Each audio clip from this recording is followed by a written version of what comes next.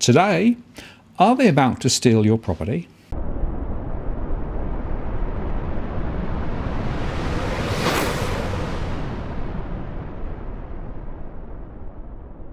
Hello again, it's Martin North from Digital Finance Analytics. Welcome to this post covering finance and property news with a distinctively Australian flavour.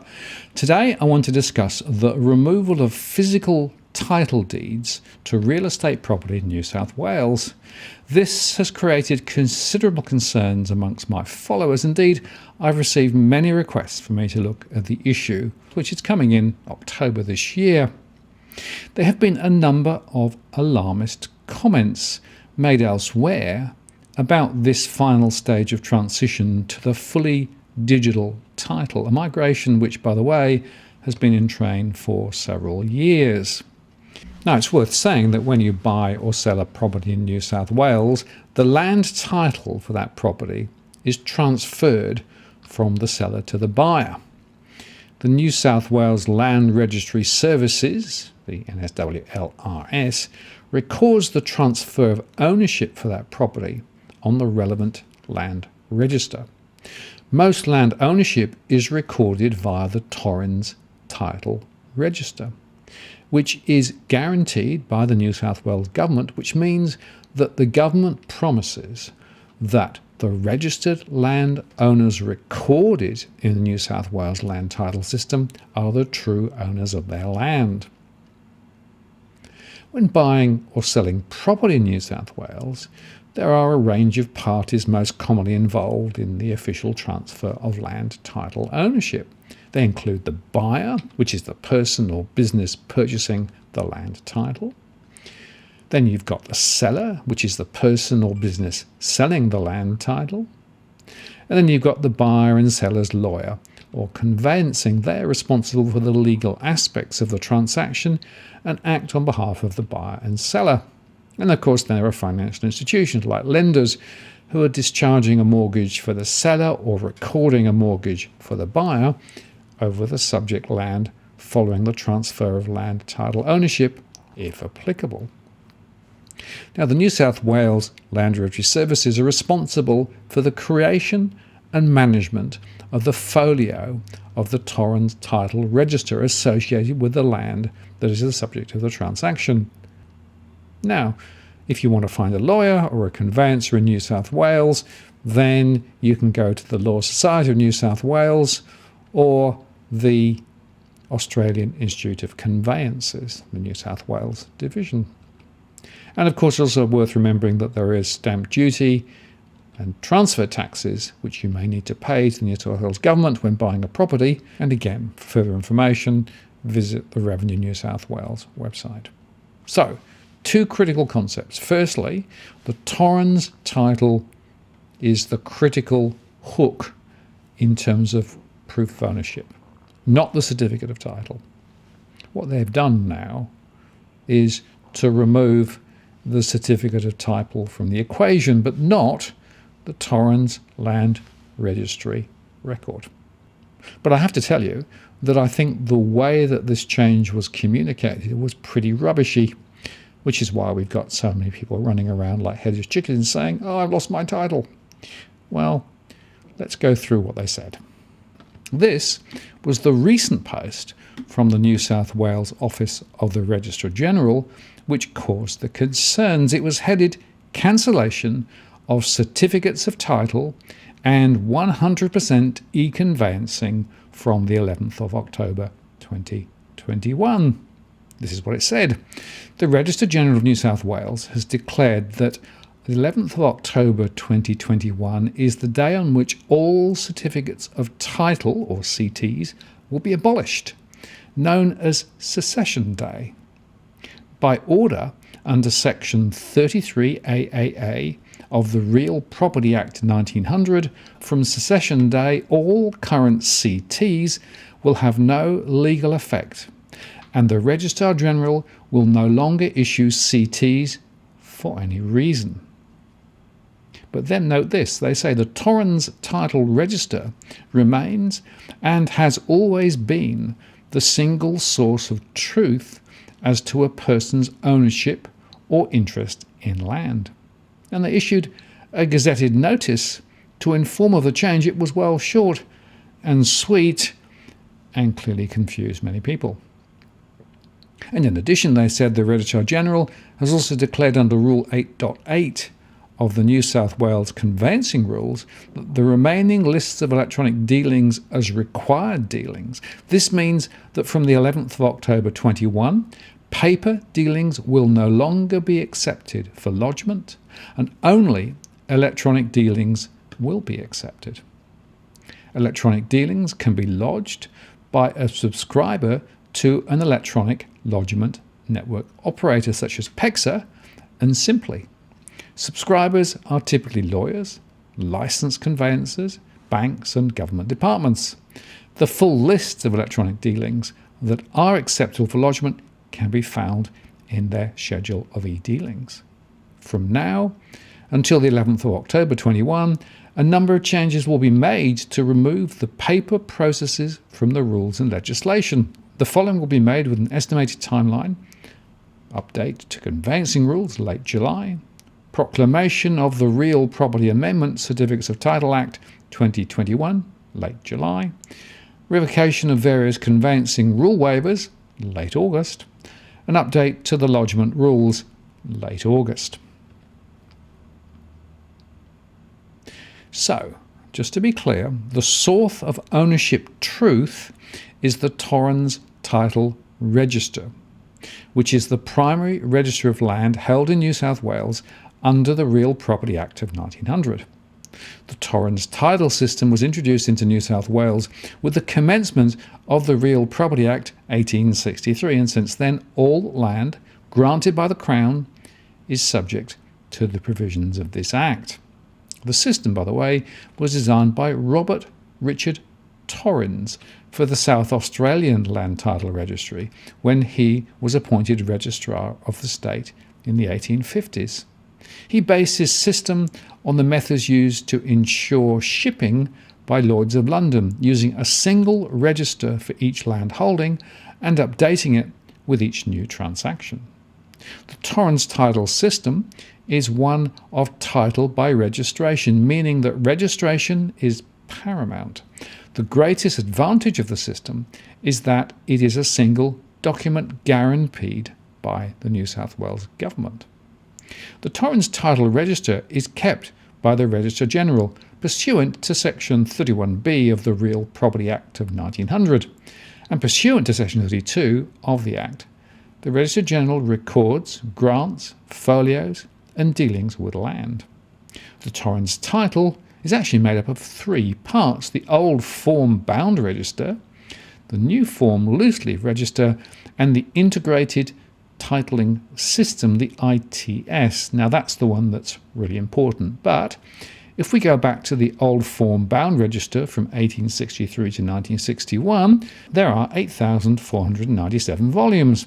They're a large paper format. They're filed in volumes in folio order, with 250 folios in each volume, and each volume comprises 5 colour-coded sections of 50 folios each. The old form-bound register shows the origin of title, for example, grant details from the primary application, previous title references, successive title reference numbers, land description points, and diagram sketches of all but the most modern part of the register. A new folio was created when the existing title could not hold further endorsements, when part of the land was sold, when land was held by tenants in common with a separate title issued for each owner's share, or if land was sold under provisions of local government acts for unpaid rates. This register contains all original strata titles issued between 1961 and 1984 before they were converted to the integrated titling system. The majority of this bound register has since been cancelled by the integrated titling system. Then there's the new form loose leaf register from 1961 onwards, which is volume 8,497 onwards. And in each volume there's 250 folios. It's a loose leaf filing accessed by photocopy only. Formats differ from the old form Torrens register with smaller, mass-produced or hand-drawn diagrams in most cases, excluding strata plans. And endorsements are cancelled by ruling through, and successive registered proprietors are shown in the first schedule, while the second schedule shows any affecting instrument, for example, mortgages, leases, easements, covenants, caveats. It also includes the origins of title, plus previous and successive title references shown on all but a few titles, and originally, when title was incapable of further endorsement, a new edition with the same volume or folio reference was issued, or later a new volume or folio reference was issued. And notifications are entered in chronological order with a separate memorial for each instrument. Now, when ordering copies of old or new form registers which are not the current title, it's important to specify you require a previously cancelled title, and typically the register will only supply the most recent folio. But now let's come on to the integrated titling system. The New South Wales LRS integrated titling system, the ITS, was the world's first computerised Torrens title system. In May 1999, ITS replaced the automated land title system, which had launched in 1983. And the features of the ITS include the use of folio identifiers from lot and plan numbers rather than volume or folio. So, for example, lot 1 in deposited plan 12345 bears the folio identifier 1/12345. It includes the registration of any instrument because it generates a completely up-to-date edition of the title, and it includes details of previous dealings under the automated system, and the origin of title are available from historical search requests. There are no diagrams on the title, but it bears an annotation showing plan number of the title diagram. And it includes notifications of any unregistered dealings, plans or resumption actions.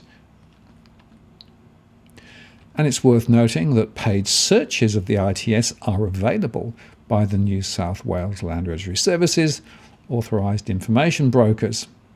So, the Torrens Title Purchasers Index commenced with the Torrens system on the 1st of January 1863 and is still in use today.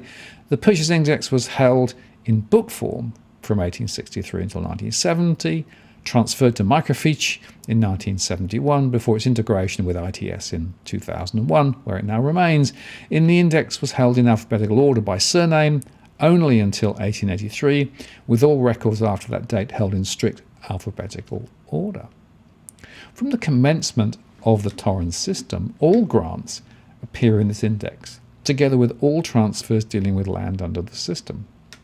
Updating titles under the Torrens title system, including changes to land under the Torrens title system, occurs when a dealing is lodged and registered. Dealings reflect any interest relating to the land and can include a bunch of things, including easements, covenants, mortgages, resumptions, subsequent changes in ownership. Once a dealing is registered and approved, the property's folio is updated to reflect the change. Having one single folio per land title, rather than adding additional separate forms for new dealings, helps to avoid overly complicated or missing documents. And to access the Torrens Title Register, where over 98% of the Torrens Title Register in New South Wales is electronically stored and maintained by the Land Registry, it can be searched using a folio identifier, obtained from a reference number or a property description that is found on documents like council rates and valuation notices. If the folio identifier is not known, some searches can be initiated using a lot or plan number or even a street address. The New South Wales Land Registry Services online portal provides access to a number of free Torrens title searches, or professional searches can be obtained for a fee through authorised information brokers. Torrens title compliance in New South Wales means that all documents related to land transactions in New South Wales are investigated for compliance with the New South Wales Land Registry System guidance and legislative requirements. Once approved, dealings are registered or recorded on the Torrens Register and preserved as images, which may be viewed as A4 size copies. Plans affecting both Torrens title and common law land are examined to ensure legal boundaries correspond with those in the New South Wales Land Cadastry. This process ensures existing interests are preserved from one generation of title to the next. So now, let's come back to that change. What's changed is that a certificate of title, which is a copy of the related folio of the Torrens Title Register, is no longer in force of law. Now, to me, this is not a big issue. That, of course, is on the assumption that electronic records are secure and access is properly managed. But, of course, it's been like that for a long, long time. And just to take the electronic conveyancing conversation, or e-conveyancing, slightly further, it's a digital completion of conveyancing transactions, including transferring property ownership from seller to buyer. The New South Wales Land Registry Services has been part of the transition to e-conveyancing since 2013, though transactions were once conducted using manual processes and documents, but e-conveyancing allows for a property transfer to be recorded on the titles register immediately upon settlement and lodgement. And from 1 July 2019, the New South Wales Government mandated the use of e-conveyancing to streamline the conveyancing processes for buyers and sellers, lawyers and conveyancers and financial institutions. Under the mandate, from 1 July 2019, the following documents must be lodged electronically, alone or in combination. That includes transfers, mortgages, including mortgages with justification, discharges of mortgages, caveats, withdrawals of caveat, transmission applications, and all refinancing documents. As a result, the New South Wales Land Registry Services cannot accept those documents for paper lodgement at the customer service counter from 1 July 2019. Now, in terms of the legal framework and conveyancing rules, the Office of the Registrar General is the government agency leading the implementation of the mandate. Its e-conveyancing webpage contains useful information about the legal framework for e-conveyancing, including the conveyancing rules. Guidance for electronic lodgement includes, for parties lodging documents electronically, information about preparing a transaction for lodgement and other information. Conveyancing rules, where there is an exception to electronic lodgement, a conveyancing rules exemption form must be submitted to the Land Registry Services. You can access the forms on their website and look also at the various rules that are there. And then it's worth asking about how buyers and sellers can access e-conveyancing. So to conduct an e-conveyancing transaction, buyers and sellers must use the services of a lawyer or conveyancing who are registered with an electronic lodgement network operator, an ELNO. And here are some institutions that can help to find a lawyer or conveyancer in New South Wales. It includes the Law Society of New South Wales or the Australian Institute of Conveyancers. And lawyers and conveyancers are using the e-conveyancing services by registering with an electronic lodgement network operator, the ELNO, to conduct an e-conveyancing transaction. And there are a list of authorised ELNOs in New South Wales. You can find those on the website. And you can also find more information about the legal framework for e-conveyancing, including the conveyancing rules, at the Office of the Registrar General's website. So, let me come back to that question. Is there a risk of you losing your property? This approach of digitalisation of registration of property has been going on for some time, and the removal of the certificate of title, the physical representation of the Torrens registry, is actually not really that significant at all. So that whilst there is a lot of hype out there at the moment and a lot of concern and disinformation, I think we can all relax, because those systems have been around for some time. There are management processes in place, and of course it's subject to the same questions about how digital records are backed up and restored and how access is controlled. But those seem to me to be pretty tight too. So I think we can relax and not get too worried about the New South Wales recent announcement. But I have to say, the way they told the story was not very effective, and no wonder it scared the horses. I'm Martin North from Digital Finance Analytics. Many thanks for watching, and I'll see you again next time.